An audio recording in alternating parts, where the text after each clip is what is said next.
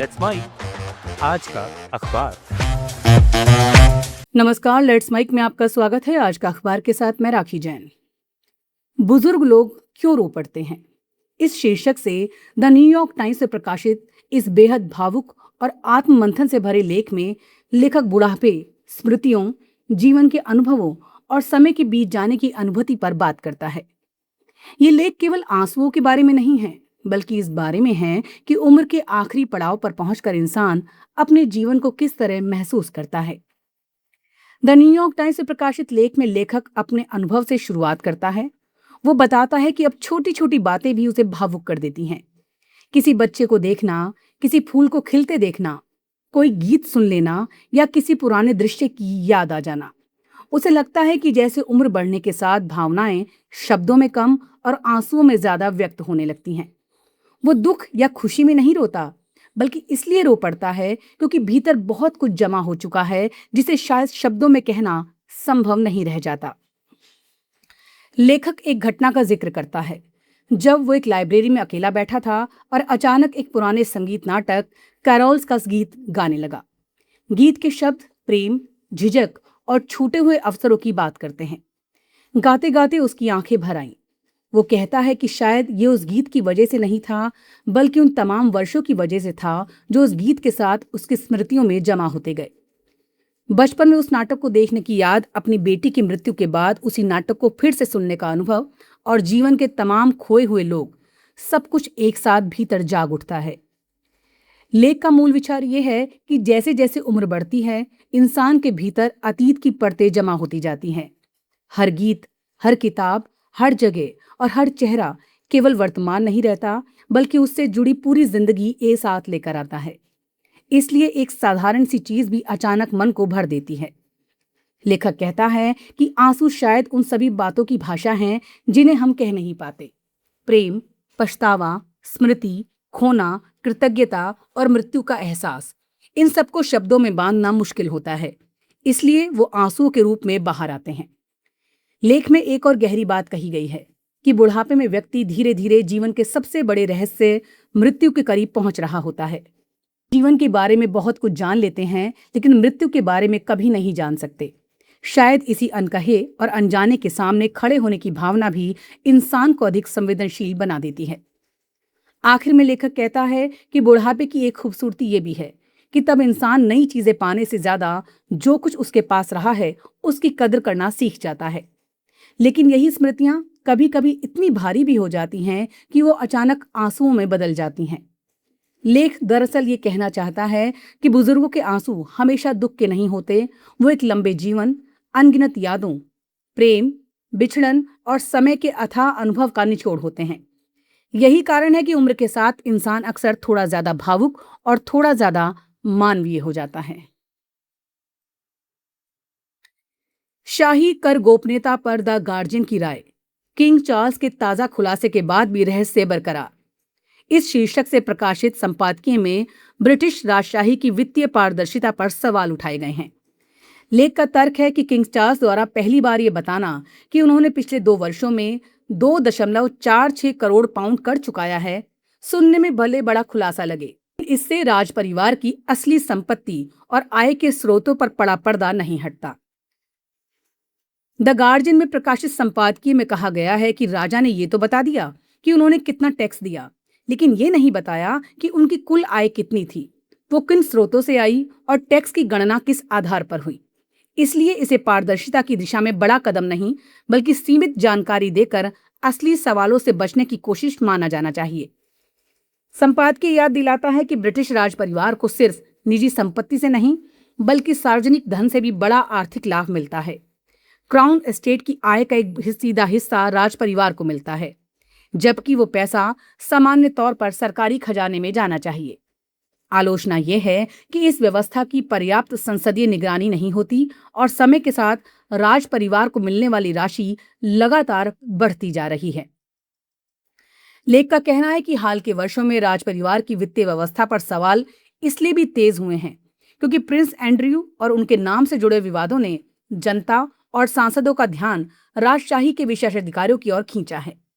इसी दबाव में अब कुछ सीमित जानकारी सार्वजनिक की जा रही है। लेकिन अभी भी राज परिवार की निजी संपत्ति, डची से होने वाली आय और सरकारी सहायता के बारे में पूरी तस्वीर सामने नहीं आती। संपादकीय दो बड़े सवाल उठाता है। पहला, क्या संसद को राजशाही के वित्तीय मामलों की नियमित और प्रभावी समीक्षा का अधिकार होना चाहिए? लेख का जवाब है हाँ, क्योंकि लोकतंत्र में कोई भी संस्था सार्वजनिक जवाबदेही से ऊपर नहीं हो सकती। दूसरा सवाल टैक्स और विशेषाधिकारों को लेकर है। यदि एक परिवार के पास पहले से ही भारी निजी संपत्ति है, तो क्या उसे सार्वजनिक धन पर कर संबंधी विशेष सुविधाएं और सरकारी खर्च पर होने वाले रखरखाव का लाभ एक साथ मिलता रहना चाहिए? लेख का मूल संदेश यह है कि बहस इस बात पर नहीं है कि राज परिवार कुछ टैक्स देता है या नहीं। असली सवाल यह है, क्या ब्रिटेन में राजशाही की संपत्ति और आय के बारे में पर्याप्त पारदर्शिता है? द गार्जियन का मानना है कि जब आम लोग बढ़ती महंगाई और आर्थिक दबाव का सामना कर रहे हों, तब राज परिवार की वित्तीय व्यवस्था भी उतनी ही खुली और जवाबदेह होनी चाहिए जितनी किसी अन्य सार्वजनिक संस्था की होती है। यानी किंग चार्ल्स का एक खुलासा एक शुरुआत तो हो सकता है, लेकिन उससे राजशाही के धन संपत्ति पर उठ रहे मूल सवालों का जवाब अभी भी नहीं मिलता। अल जजीरा में प्रकाशित लेख विश्व कप के लिली और ड्रैगन बोस्निया की कहानी।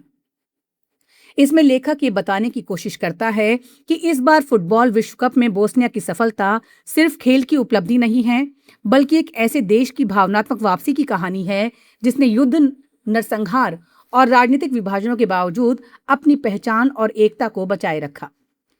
लेख कहता है, जब बोस्निया और हर्जेगोविना ने विश्व कप के नॉकआउट दौर में पहली बार जगह बनाई तो पूरे देश में जश्न की लहर दौड़ गई। लेकिन ये खुशी केवल फुटबॉल की नहीं थी। 1990 के दशक के खूनी युद्ध और उसके बाद हुए डैटन समझौते ने देश को जातीय और राजनीतिक खांचों में बांट दिया था। लेखक के अनुसार विश्व कप ने पहली बार लोगों को उन विभाजनों से ऊपर उठकर खुद को सिर्फ बोस्नियाई महसूस करने का मौका दिया। यही वजह है कि सरायेवो से लेकर अमेरिका और कनाडा तक जहां जहां बोस्नियाई प्रवासी रहते हैं, वहां लोग सड़कों पर उतर आए। लेख में एक दिलचस्प बात यह कही गई है कि बोस्निया की पहचान केवल ताकत और संघर्ष की नहीं, बल्कि संवेदनशीलता और प्रेम की भी है। प्रेम का उपनाम ड्रैगन्स है, जो साहस और लड़ाकू जज्बे का प्रतीक है।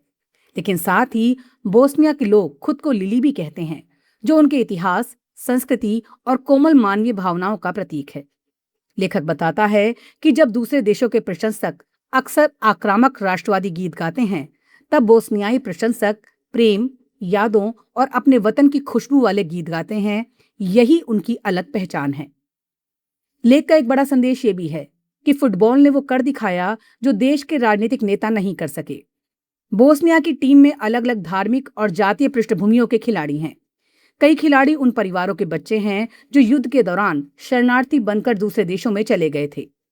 आज वही नई पीढ़ी बोस्निया की जर्सी पहनकर विश्व मंच पर देश का प्रतिनिधित्व कर रही है। लेखक इसे इस बात का प्रतीक मानता है कि आम लोग साथ आ सकते हैं, जबकि राजनीति अक्सर उन्हें बांटने का काम करती है। लेख के अंत में लेखक कहता है कि ये टीम सिर्फ फुटबॉल नहीं खेल रही, बल्कि बोस्निया के लिए एक नया सपना गढ़ रही है। ये खिलाड़ी उस पीढ़ी का प्रतिनिधित्व करते हैं जिसे कभी मिटा देने की कोशिश की गई थी, लेकिन जो अब और भी मजबूत होकर सामने आई है। लेख का मूल भाव यह है कि खेल कभी कभी समाज को उसकी असली पहचान दिखा देता है। बोस्निया के लिए विश्व कप केवल गोल और जीत की कहानी नहीं है, बल्कि उम्मीद, एकता और राष्ट्रीय आत्मविश्वास की नई कहानी है। यही वजह है कि लेखक दुनिया से अपील करता है कि इस छोटी सी टीम को केवल एक फुटबॉल टीम की तरह नहीं, बल्कि एक जिंदा बची हुई और फिर से खड़ी हो रही कौम की कहानी के रूप में देखे। आज का अखबार में फिलहाल इतना ही। जुड़े रहिए लेट्स माइक के साथ। नमस्कार।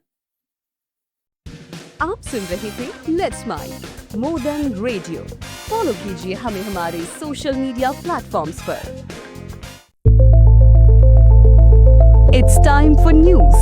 It's time for more than radio. Presenting the first radio news app, Let's Mic. Let's Mic, a news-based app on your phone where you get to watch and listen news, talk shows, interviews, radio show podcasts, On Let's Mike, you get all relevant information of TV, print, radio, podcast, and digital. Let's Mike talks about every segment of life.